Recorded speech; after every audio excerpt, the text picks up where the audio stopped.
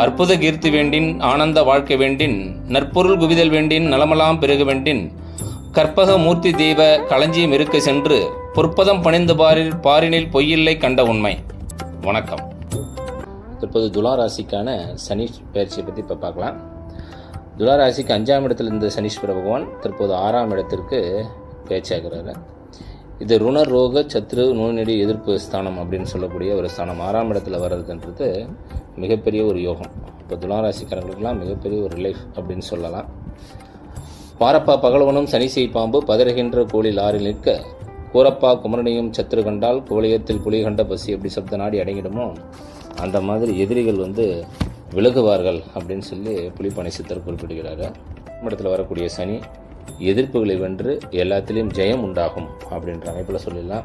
ரொம்ப நாளாக உடம்பு முடியல, கை கால் வலி அப்படின்னு சொன்னவங்க, மாத்திரை மருந்துகளில் இந்த டிப்ரெஷனில் இருந்தவங்க கூட ஒரு சில பேர் மாத்திரை மருந்துகள் அதிகமாக எடுத்திருப்பாங்க. அவங்களுக்குலாம் மிகப்பெரிய ஒரு ரிலீஃபு.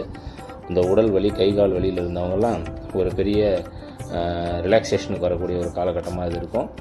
படிக்கிற பசங்களாம் நல்லா படிக்கிறதுக்கான ஒரு அமைப்பு இருக்குது. இந்த பப்ளிக் எக்ஸாம் ஒரு ப்ரைவேட் செக்டரில் வேலை பார்க்குறவங்களுக்குலாம் அந்த பதவி உயர்வு வர்றது, ஒரு இன்க்ரிமெண்ட் நல்லா அவங்க எதிர்பார்த்த இன்க்ரிமெண்ட் வர்றதுன்றதும் அவங்க விருப்பப்பட்ட இடத்துக்கு போகிறதுக்கான ஒரு சூழ்நிலையும் கட்டாயமாக இருக்கும். இந்த காலகட்டத்தில் பிஸ்னஸ் பண்ணுறவங்க ரொம்ப சிறப்பாக வர்றதுக்கான அமைப்பு இந்த காலகட்டத்தில் இருக்குது. இந்த ஷேர் மார்க்கெட் இன்வெஸ்ட்மெண்ட்டை தவிர்த்து மற்றெல்லாம் பெரும்பாலும் பண்ணலாம்.